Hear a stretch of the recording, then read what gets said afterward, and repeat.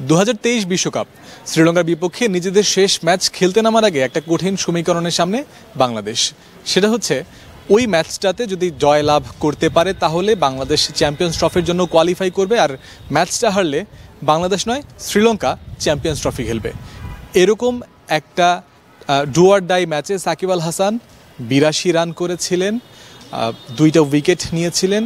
তার অলরাউন্ড পারফরমেন্সে বাংলাদেশ শ্রীলঙ্কাকে হারিয়েছিল। তার থেকেও বড় কথা, ওই ম্যাচে বাংলাদেশের পক্ষে একটা বিশাল মোমেন্টাম এনে দিয়েছিলেন সাকিব। সেখানেই ঘটেছিল সেই অ্যাঞ্জেলো ম্যাথিউসের টাইমড আউটের ঘটনা। চরম উত্তপ্ত সেই ম্যাচ সাকিব একা নিজের করে নিয়েছিলেন পারফরমেন্সের মাধ্যমেই। এইসব বিতর্কের ধার তিনি ধারেননি এবং ওই ম্যাচটা সাকিবের কারণে, সাকিবের পারফরমেন্সের কল্যাণে বাংলাদেশ জয়লাভ করে চ্যাম্পিয়ন্স ট্রফিতে খেলা নিশ্চিত করেছিল। যেই সাকিবের কারণে চ্যাম্পিয়ন্স ট্রফিতে খেলা বাংলাদেশের নিশ্চিত হয়েছে, সেই সাকিব চ্যাম্পিয়ন্স ট্রফির দলে নেই। তার প্রকৃতির নির্মম পরিহাস বলা হোক বা অন্য যে কোনো কিছু, সাকিব চ্যাম্পিয়ন্স ট্রফির দলের সুযোগ পাননি। সুযোগ না পাওয়ার বেশ কিছু কারণ রয়েছে, সেখানে অবশ্যই যাব। আর ওই গুঞ্জন তো ছিলই যে সাকিব আল হাসান খেলবেন না, সাকিব আল হাসান চ্যাম্পিয়ন্স ট্রফি স্কোয়াডে থাকবেন না। যেই গুঞ্জনগুলো ছিল, যাদেরকে নিয়ে গুঞ্জন ছিল, সবগুলো গুঞ্জনই কিন্তু সত্যি হয়েছে। সাকিব আল হাসান, লিটন কুমার দাস, শরীফুল ইসলাম, হাসান মাহমুদ, এই 4 জন ক্রিকেটারের একজনও চ্যাম্পিয়ন্স ট্রফির স্কোয়াডে জায়গা পাননি। এবং সাকিব কেন জায়গা পাননি এই বিষয় নিয়েই সর্বপ্রথম প্রধান নির্বাচক গাজী আশরাফ হোসেন লিপুর কাছে প্রশ্ন করা হয়েছিল এবং তিনি যে ব্যাখ্যাটা দিয়েছেন প্রথমেই, সেটা হচ্ছে 21 ডিসেম্বর চেন্নাইয়ে সাকিব দ্বিতীয়বারের মতো বোলিং পরীক্ষা দিয়েছিলেন, বোলিং অ্যাকশনের পরীক্ষা দিয়েছিলেন। এর আগে তিনি ইংল্যান্ডের লাফবড়ো ইউনিভার্সিটি ল্যাবে যে পরীক্ষা দিয়েছিলেন সেখানে তিনি ফেল করেছিলেন।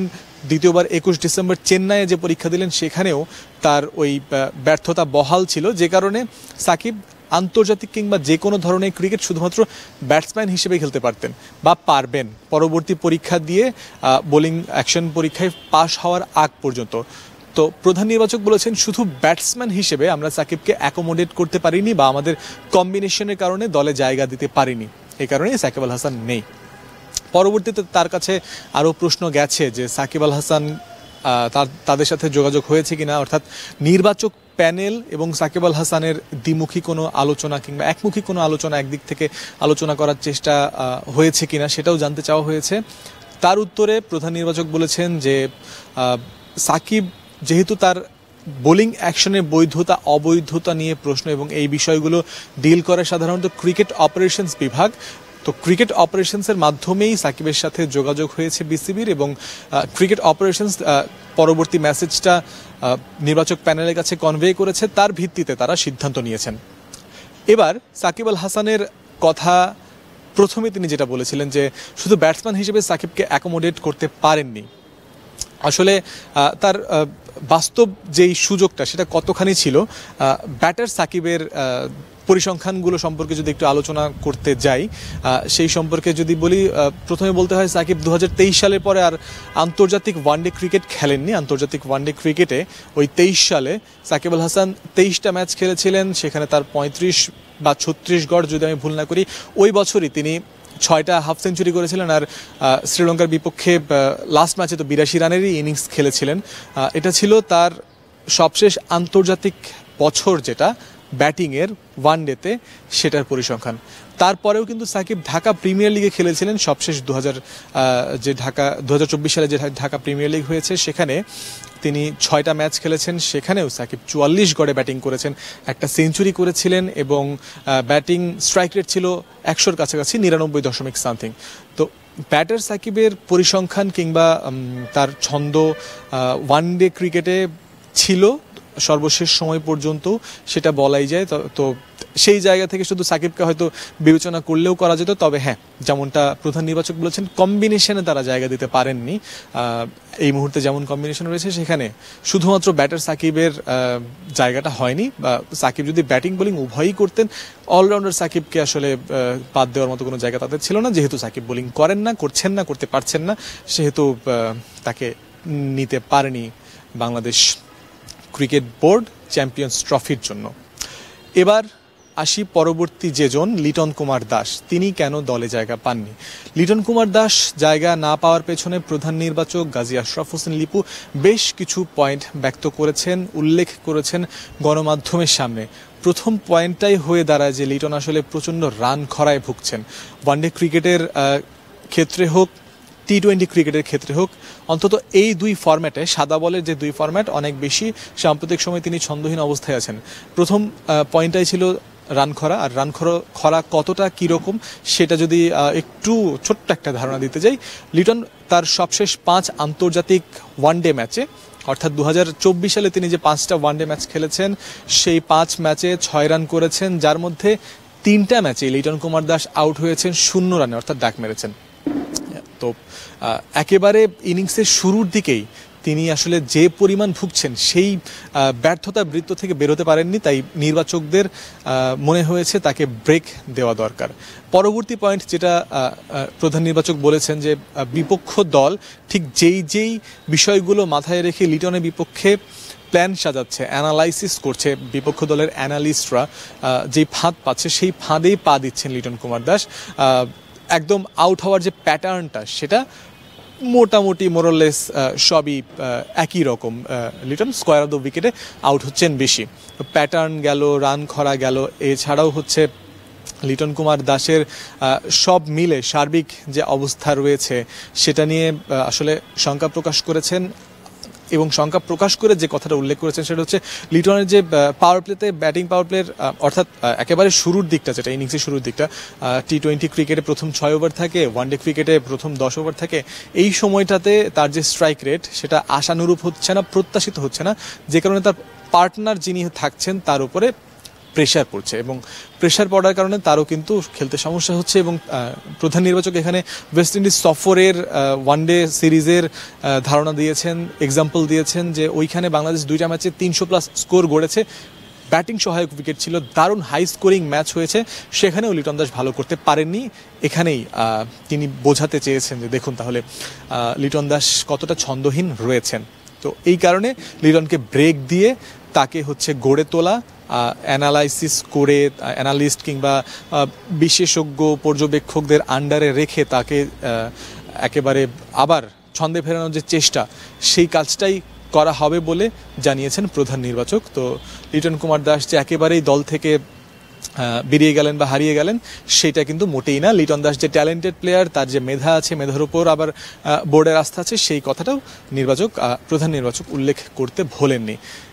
লিটন কুমার দাস নেই, এবার তাহলে থার্ড ওপেনার যিনি, সৌম্য সরকার এবং অন্য তানজিদ তামিম, এই দুজনকে আসলে ওপেনার হিসেবে নেওয়া হয়েছে। তো শান্ত কিংবা তাওহিদ হৃদয় এরাই ওয়ান ডাউনের জন্য বিবেচিত। তো থার্ড ওপেনার হিসেবে তরুণ, একেবারেই তুলনামূলক নতুন মুখ পারভেজ হোসেন ইমনকে নেওয়া হয়েছে।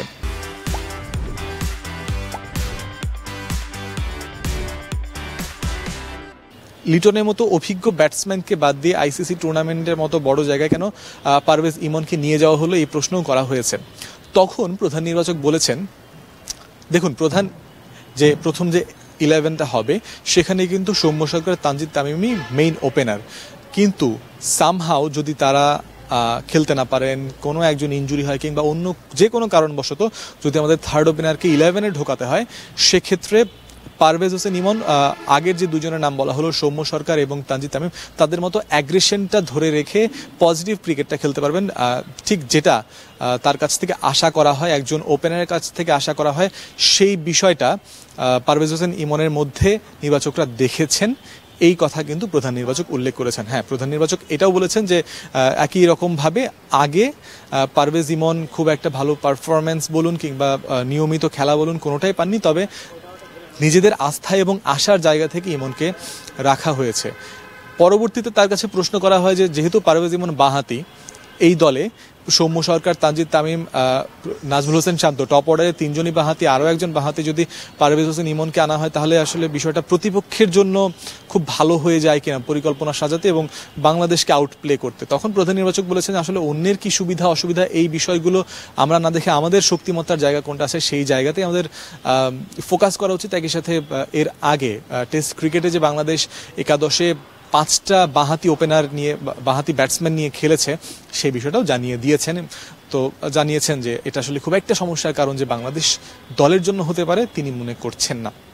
তবে পারভেজ হোসেন ইমন এই কারণেই দলে আছেন। আরও একটা বিষয় যেটা তিনি উল্লেখ করেছেন যে এর আগে পারভেজ হোসেন ইমন যে কয়টা ম্যাচ খেলেছেন সেখানে তার যে অ্যাপ্রোচ ছিল এমন না যে মোটামুটি খেলে আমি জাস্ট দলে নিজের জায়গাটা পাকা করব।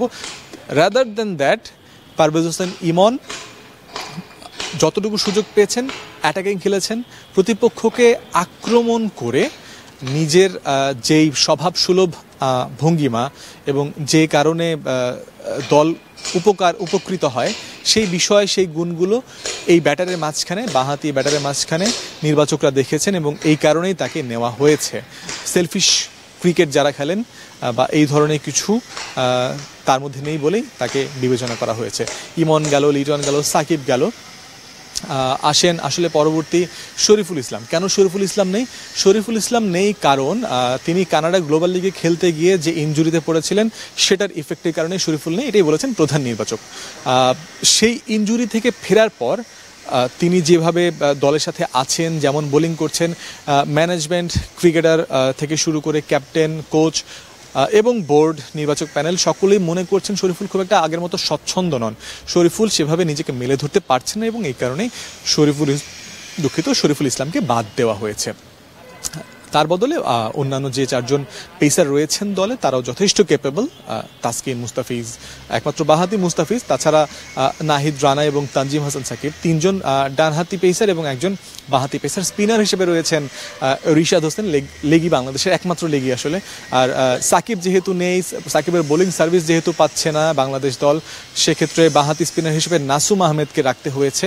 তো এই 2 স্পিনার, 4 পেসার আর অন্যান্য যারা রয়েছেন তারা অলরাউন্ডার এবং ব্যাটসম্যানের মেলবন্ধন বলা যায়।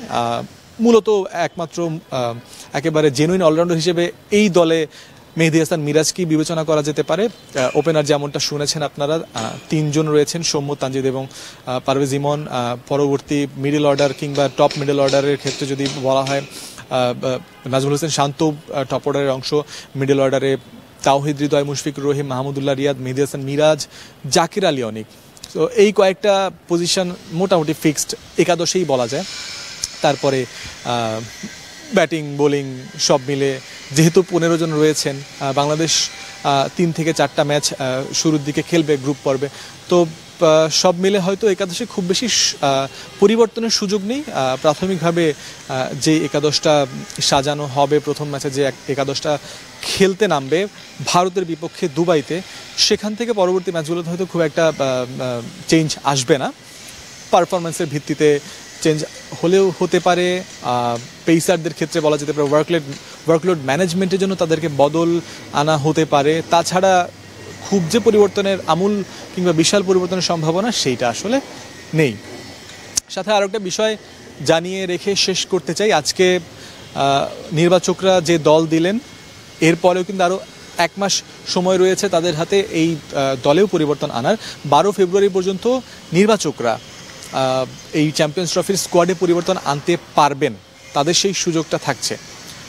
এবার একটা আউটসাইড চান্সের কথা বলি, সেটা হচ্ছে সাকিব আল হাসান 2 দফায় পরীক্ষা দিয়ে বোলিং অ্যাকশনের পরীক্ষায় তিনি ফেল করেছেন। যদি অচিরেই তিনি আবার বোলিং অ্যাকশনের পরীক্ষা দেন এবং সেখানে পাশ করে ফেলেন এবং সেটা 12ই ফেব্রুয়ারির মধ্যে হয়, অর্থাৎ অলরাউন্ডার সাকিবকে আবারও পাওয়া যায়, সেই ক্ষেত্রে কি বাংলাদেশ ক্রিকেট বোর্ড সাকিব আল হাসানকে অন্য একজন ক্রিকেটারকে স্কোয়াড থেকে বাদ দিয়ে তাকে স্কোয়াডে আনার কথা বিবেচনা করবে? সেই প্রশ্নের উত্তর বোর্ডের কাছেই আছে। সেই প্রশ্নটাই আপনাদের কাছে রেখে আজকের মতো আমি জয়ন্ত বিন্দু মিরপুর শেরেবাংলা জাতীয় ক্রিকেট স্টেডিয়াম থেকে বিদায় নিচ্ছি।